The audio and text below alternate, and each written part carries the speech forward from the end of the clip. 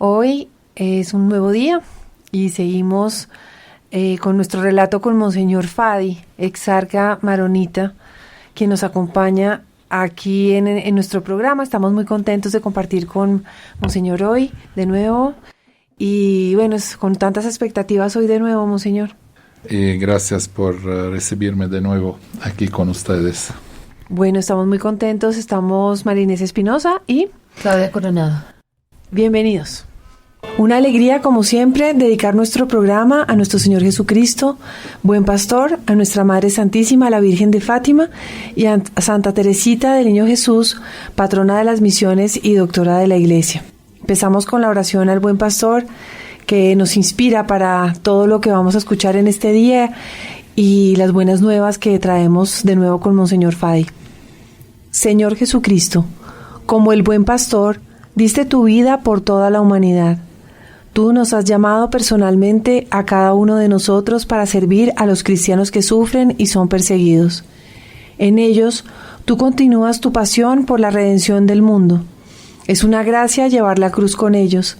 Danos amor, valor y disposición al sacrificio para que podamos aliviar su necesidad y consolarlos. Llénanos con tu misericordioso amor el uno por el otro, para que también bendigamos a nuestros enemigos y los perdonemos. Así queremos testificar con alegría tu presencia en el mundo, para que todos seamos uno y encontremos la plenitud de la vida en ti. Amén. Es que volvemos a repetir lo mismo, María Inés.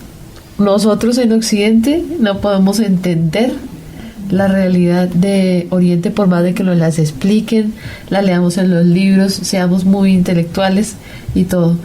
Pues, y lo que nos identifica es el amor. Finalmente es el amor, porque de lo contrario no podríamos superar tanto dolor en el corazón, tantas tristezas, tantas cosas, que pérdidas, situaciones tan dantescas como la que nos contó con tratar de salvar a esa niña. Y pues es Dios ahí actuando en el que sufre, en el que está bien, en el que está mal, en el que puede salir adelante, y con ejemplos como el de este monje o religioso, ¿cómo se les dice a ellos? Trapiense. Monjes. Entonces, pues bueno, todos esos son ejemplos para reflexionar y para tenerlos en cuenta en nuestra vida espiritual también. Sí, nosotros durante muchos años hemos venido ayudando como Fundación Católica en el Líbano específicamente con documentos para catequesis, expresamente la Biblia, y con eso se han motivado encuentros juveniles, y alrededor de esto ha habido un poco eso que hablábamos, señora, hace un rato, sobre ese ánimo para devolverle ese ánimo a los jóvenes, que realmente, pues pensando en un joven de cualquier otro lugar del mundo, no solamente en Occidente, en donde podría, digamos, eventualmente, sin ser rico o pobre, sin mirar esto, puede disfrutar de ir a un río, de disfrutar del mar, o de ir a pasear con sus amigos a una montaña. De la sola libertad. De sola libertad, que se pueda mover en su propio barrio y caminar, que pues algunos no lo tienen. Entonces, eso para un joven y los que hemos tenido una buena vida, bendito sea Dios, uno dice, wow, cómo hace de falta. Y se les trata de brindar un poco como ese espacio en donde ellos puedan disfrutar también, tener un espacio de lúdica, de esparcimiento que no lo tienen hace mucho tiempo, porque viven en guerra desde siempre.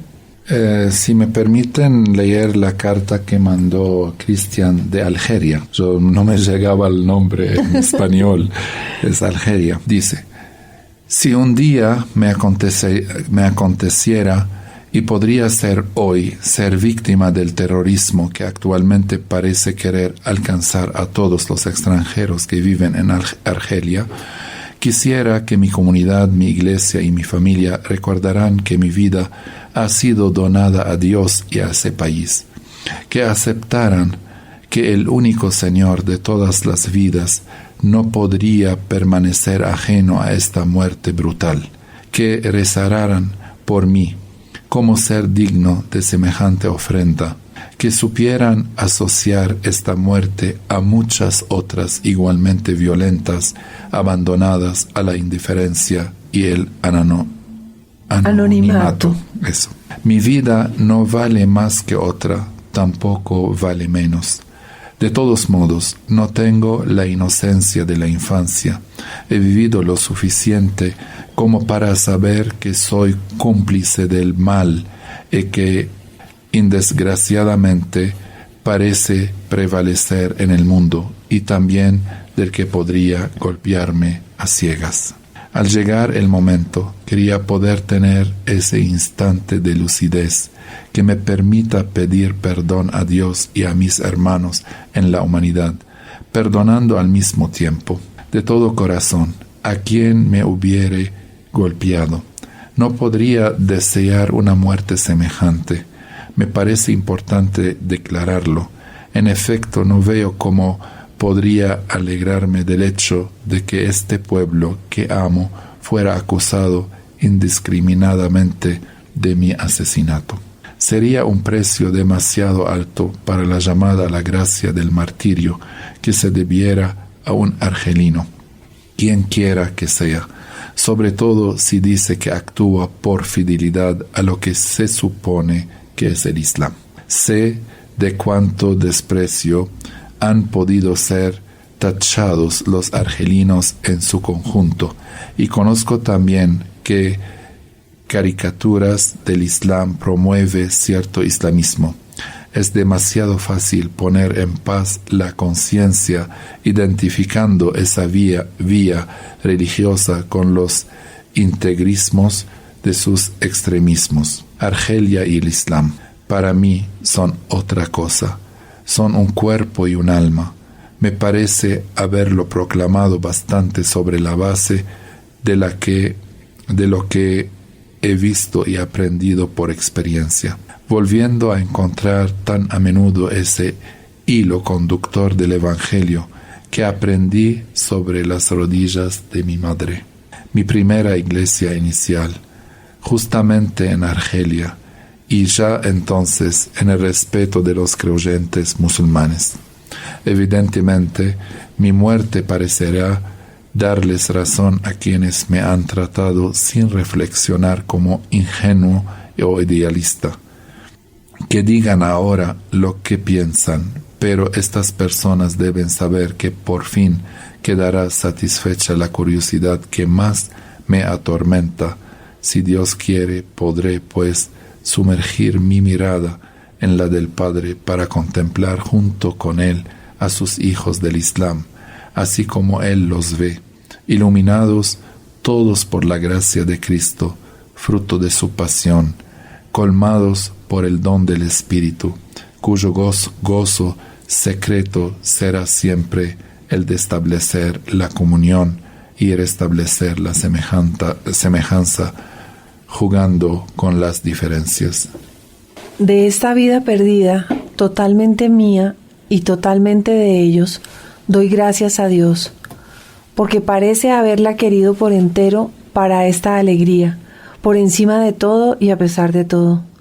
En este gracias, en el que ya está dicho todo de mi vida, os incluyo a vosotros, por supuesto, amigos de ayer y de hoy, y a vosotros, amigos de aquí, junto con mi madre y mi padre, mis hermanas y mis hermanos, y a ellos céntuplo regalado como había sido prometido. Y a ti también, amigo del último instante, que no sabrás lo que estés haciendo. Sí, porque también por ti quiero decir este gracias, y este adiós, cuyo rostro te contemplo, y que nos sea dado volvernos a encontrar, ladrones colmados de gozo en el paraíso, si así le place a Dios, Padre nuestro, Padre de ambos. Amén. Inshallah. Inshallah, Dios quiera. Dios quiera. ¡Qué hermosura! Eso. Dice, estos hijos de Dios que son los mismos, o sea, que son mis hermanos, los del Islam. Claro, wow. El tema, cuando uno es creyente, ya no piensa como cualquier ser humano, ya piensa con pensamiento de Cristo, ya vive Cristo.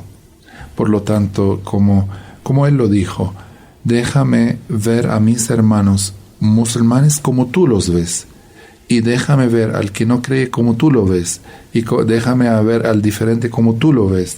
Eso nadie puede hacerlo sino si por no es Cristo. por Dios, Cristo, Por nuestro Cristo. Señor. No podemos.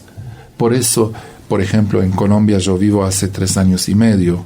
He escuchado, especialmente durante la visita del Papa, de todo el conflicto, del proceso de la paz, de las víctimas, del encuentro con el Papa, con las víctimas. Y uno dice, ¿cómo uno puede perdonar al que violó, al que mató, al que... Esto es imposible humanamente, pero mirándolo con los ojos misericordiosos de Dios, anda a saber si Él sabría lo que estaba haciendo. Nadie sabe lo que está haciendo, porque uno, si yo piso una hormiga, a veces siento mal.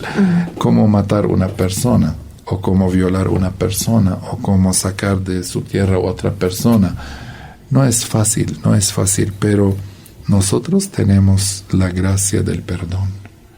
Como Dios nos perdonó, estamos llamados a perdonarnos unos a otros. Y no declararnos, ahí en la parte de la carta decía algo que me llamó la atención, declararnos como los buenos. O sea, declararnos del lado de los buenos y los otros son los malos. Claro, hay sucesos que son muy difíciles de aceptar, pero verlos con los ojos de Dios, ahí no hay ni buenos ni malos. Sí, como sujetos de misericordia, que eso es lo que uno le cuesta tanto trabajo, ¿no? Por eso necesitamos oración. La oración es un elemento súper importante en la vida del ser humano. En árabe, oración, la palabra oración es sala. Viene de una raíz sila. Sala es oración, sila es engancho. Entonces viene de raíz del enganchar. Entonces cuando yo rezo, estoy enganchándome con Dios, quiere decir entrando en comunión. Estoy en comunión con Dios. Por lo tanto, como el tronco y los ramos, hay esta savia, perdón. La savia que sale del tronco y va a los ramitos. Entonces, hasta la uva. Esta savia, el Papa Juan Pablo II la llamó el Espíritu Santo, que sale de Cristo y va entrando en los miembros de Cristo que somos nosotros.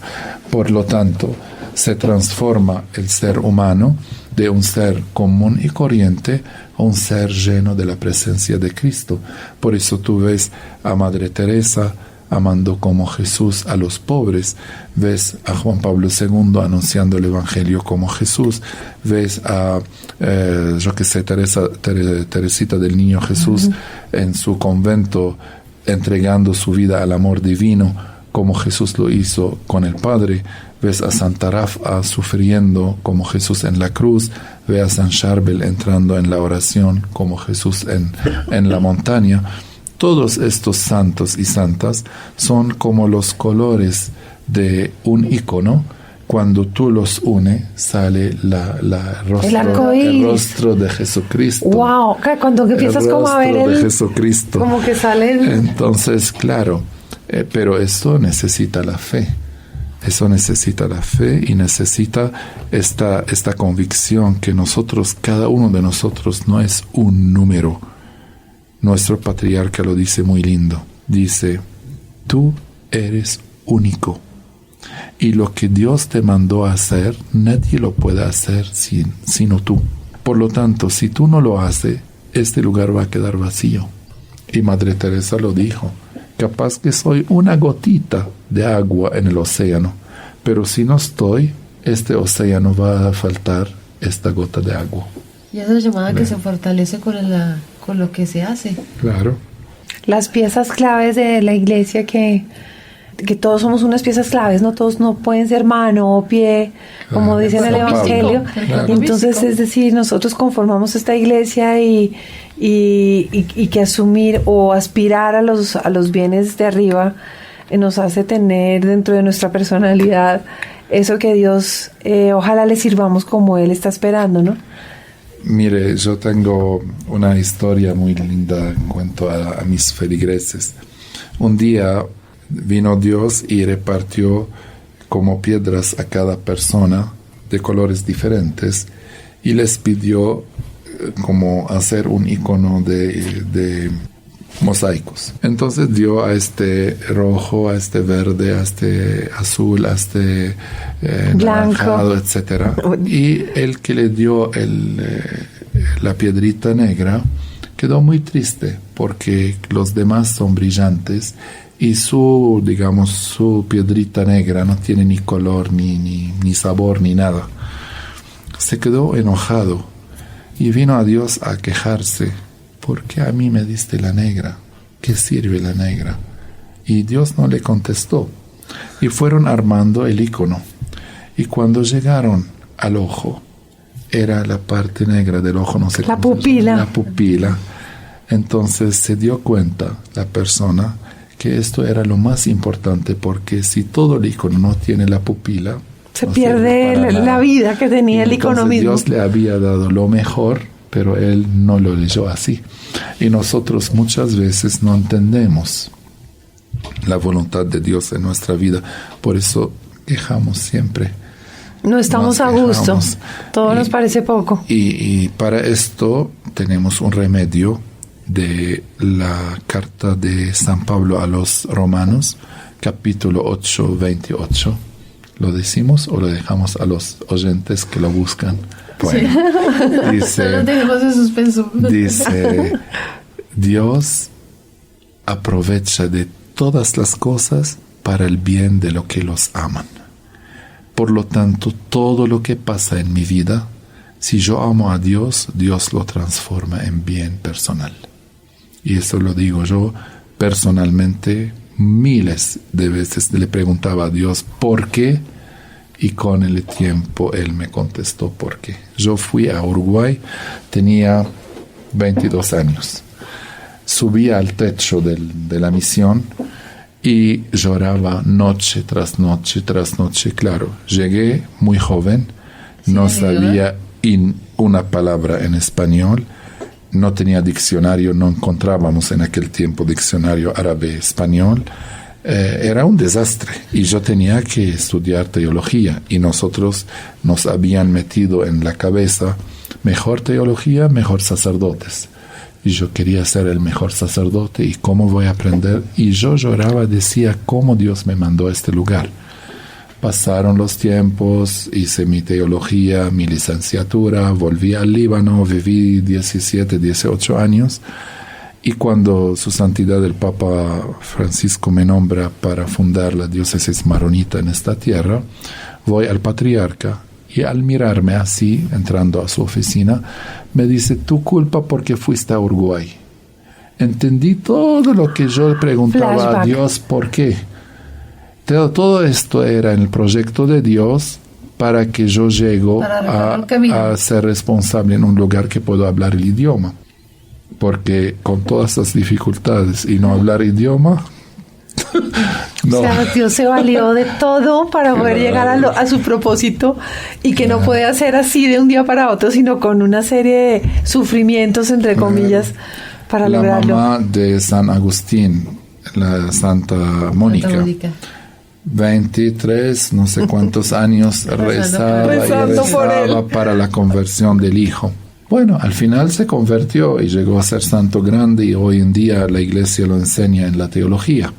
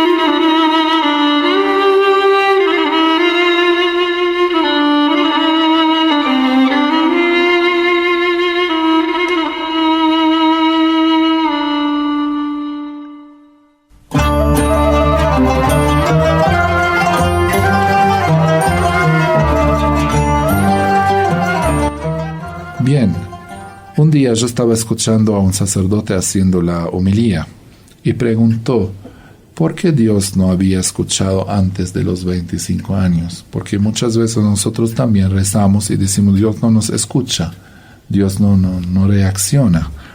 Y dijo el sacerdote, cuánto equivocamos somos. Él en 23 años estaba santificando a la madre con la oración y santificando al hijo con la liberación, porque él fue libre de convertirse a Dios, no fue obligado. Por lo tanto, entre la oración y la liberación, Dios estaba actuando, estaba presente. Y llegaron los dos a ser santos, Santa Mónica y San Agustín. Si uno hubiera cogido el camino corto, no logra el propósito de Dios era así, simplemente. Somos gente del microwave. Total. ¿Sabe qué es el microwave? Sí, microondas. Sí. Porque todo es rapidísimo, instantáneo. Todo, tic, tic, tic, tic, todo queremos, hasta con Dios queremos tic, tic. No, eso no vale. No, el camino tiene que ser un poquito de piedras y entrar por la puerta estrecha. Porque o la que Dios quiera, porque... Claro. Mire, nosotros durante la guerra, nuestras madres cocinaban sobre leñas, porque no había ni gas ni nada. Entonces, la comida tenía otro sabor, porque delicioso, me imagino. Maduraba de otra forma. Entonces, hoy extrañamos a este sabor. Uno debe cocinar en la vida lento, porque cuando cocinamos muy rápido puede tener quemaduras o puede quedar crudo o le faltó y puede caer mal o sin saber. Entonces hay que saber cómo hacer las cosas. Sí, es verdad que uno ve en el recorrido de los santos eso, ¿no? Que Dios tenía un propósito que al final parecía o muy duro o lo que fuera, pero uno dice, todo esto pasó para que nos llegara esa vida de ese santo a nosotros y pudiera ser ejemplo en este momento, ¿no? Interesantísimo. Dios no actúa sin meta y nos enseñó esto, y Santa Teresita, mi amiga personal, dice... También la tuya. La mía, y es de la fundación además. Sí, entonces dice, el problema cuando no tenemos meta, porque si uno pone la meta en la vida, sabe qué camino elegir para llegar a la meta, pero si no tiene meta, no sabe a dónde llegar. La meta del cristiano es hacer la voluntad de Dios. Y la voluntad de Dios es santificar nuestros seres. Entonces la meta al final es la santidad. Entonces yo siempre digo a las personas que vienen a misa, le pregunto, si yo voy al mar, ¿puedo ir con la vestidura de la iglesia? Piensan que estamos en Halloween. No puedo ir. Yo tengo que ir con malla al mar. Pero tampoco puedo entrar con la malla a la iglesia. Cada lugar tiene sus cosas. Entonces, si yo voy al cielo, tengo que saber qué vestidura tengo que poner. Y la vestidura para llegar al cielo no es de ropa, sino de virtudes. O las vestiduras blancas que habla San Juan en el Apocalipsis. Primero, tu fe, tu esperanza y tu caridad. Porque cuando van a proclamar un santo, lo primero estudian estas tres virtudes, cómo la ha vivido. Entonces, ¿cómo viví mi fe? La carta a los hebreos dice, nadie puede agradar a Dios sino por la fe. Entonces, si yo no tengo fe, no puedo agradar a Dios, porque la fe te puede ayudar a ser casta, te puede ayudar a perdonar, te puede ayudar a servir, te puede ayudar a ser amable, te puede ayudar a ser como Jesús. Sin la fe, ¿por qué? ¿Qué sentido tiene mi castidad? Es un hombre vago, no tiene familia, no tiene responsabilidad, no, como el mundo de hoy. El que no produce físicamente no sirve, pero yo pregunto, mi corazón que late día y noche, momento por momento, es invisible, no es tocable, es invisible, aunque es miembro y existe, capital, y si yo abro puedo tocarlo, pero no lo veo, está actuando. Funciona. El que reza está actuando porque nosotros no somos cadáveres. Nosotros somos personas. La persona es cuerpo y alma. Nosotros queremos vivir todo para el cuerpo. Comemos, vivimos, hacemos el sexo, descansamos, paseamos, todo corporal. Pero mi espíritu, ¿dónde está en todo esto? Por eso la persona, lamentablemente, hoy en día, no siente alegría. ¿Por qué? Porque hay un desequilibrio total en su persona. Porque da tanto al cuerpo, no da nada al espíritu, por eso queda como sí, como cojo. Sí. Le hace falta una parte. Sí, más que cojo, como sin pierna. Sí. Porque nosotros somos cuerpo y alma. Y San Pablo lo dice claramente, los que trabajan por el cuerpo están trabajando por la muerte, y los que trabajan por el espíritu están trabajando por la vida. Y Dios dijo, yo pongo delante de tus ojos la vida y la muerte, elige la vida. Pero si tú eliges la muerte, hay que aguantar. Así es. Yo siempre digo, como uno siembra, cosecha. Entonces yo no puedo sembrar, trigo y cosechar. Y esperar que lleguen limones, sí. Claro. Lo que siembro, cosecho. ¿Y cuántas familias hoy en día ni enseñan a los hijos la oración, ni les enseñan el amor de Dios, ni los ayuden a rezar, ni los ayuden a ir a misa, y cuando llegan a ser grandes, estos jóvenes se pierden en la droga, en el sexo, y los papás dicen, ay Dios mío, ¿qué hago con mi hijo? Ahora no vas a hacer nada. Ahora sí hay solo la misericordia de Dios que toque el corazón, si no, no puedes hacer nada. Pero si tú lo involucras desde el principio, tú le estás dando como vacunas de sí, para lo que viene, para todas las enfermedades. Pero si no le das, solo nos preocupamos por lo físico, es verdad. Mucho, demasiado. Y todo es alrededor de esto. En mi patria al menos todas las cantantes son iguales, ya uno no ve una diferente de la otra. Sí, porque todas se han transformado. Siliconas y todo eso. Pero ¿saben qué, monseñor? Cuando llega por ejemplo la enfermedad, ya no hay lo físico, ya no es lo vital. Entonces uno se da cuenta que pues los valores tienen que cambiar necesariamente. O sea, a través de la experiencia de la enfermedad, uno descubre que lo que usted dice, así como a ustedes les tocó la guerra, en mi caso personal, pues atravesar por una enfermedad no fue fácil, pero si yo no hubiera tenido a Dios de por medio, no, mejor dicho, imposible. Yo no sé cómo hubiéramos afrontado. Yo tengo 3 cirugías de cabeza por un tumor benigno, y la verdad es que mis papás también como pilares, y uno dice, y la gente nos decía, pero ustedes ¿por qué se ríen? ¿Por qué hablan? ¿Por qué no están llorando? ¿No están en la pena? Pues no, es que la enfermedad se puede afrontar de una manera alegre, aunque uno tenga la enfermedad, pero solo Dios le da a uno esa gracia. ¿De resto? Mire, Dios permitió que yo viviera la guerra. Después permitió que yo viviera la enfermedad, y actualmente vivir esta experiencia que fue tan dura al principio en Colombia, ¿sí? Yo tengo un resumen que dice, dichoso el que sufre con fe, y hay aquel que sufre sin fe. Este resumen, porque con fe tú puedes dar sentido a lo que estás sufriendo, a los que estás viviendo. Sin fe es un absurdo. Yo tenía 33 años de edad cuando me operaron 4 operaciones en la columna y me quedé paralítico, y nadie podía decir que yo pudiera de nuevo pararme y caminar. Yo el día que me paré, mi mamá se arrodilló y me besó las rodillas porque no creía que yo me pudiera parar. Pero uno dice, un joven de 33 años metido en la cama, ¿qué sentido hay?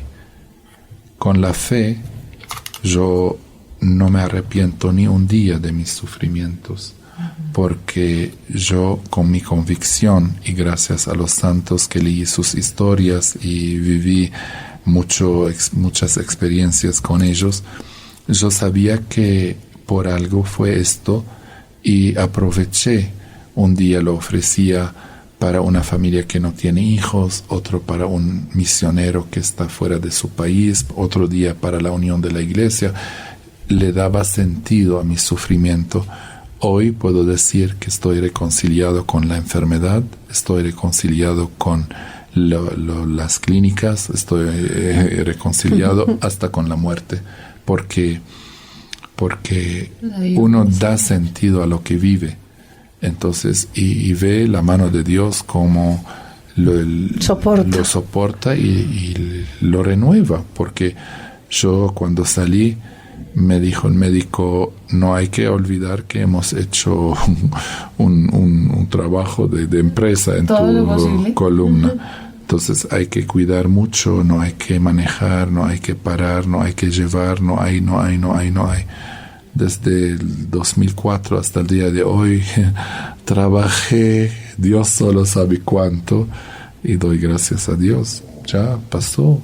Uno no puede ser como el caracol que lleva su casa siempre sobre sus hombros. Hay que dejar y salir como un águila. Soltar y salir. Claro. Soltar y salir. Y que de todas maneras uno va descubriendo cuál es el propósito de todo eso. Mejor dicho, cuál es o qué llamado le está haciendo uno al Señor. La misión. La visión. Hacerte un pan rico.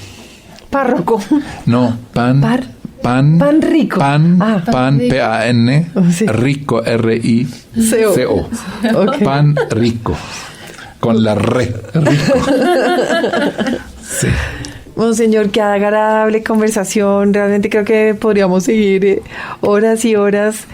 Y nos ha faltado porque...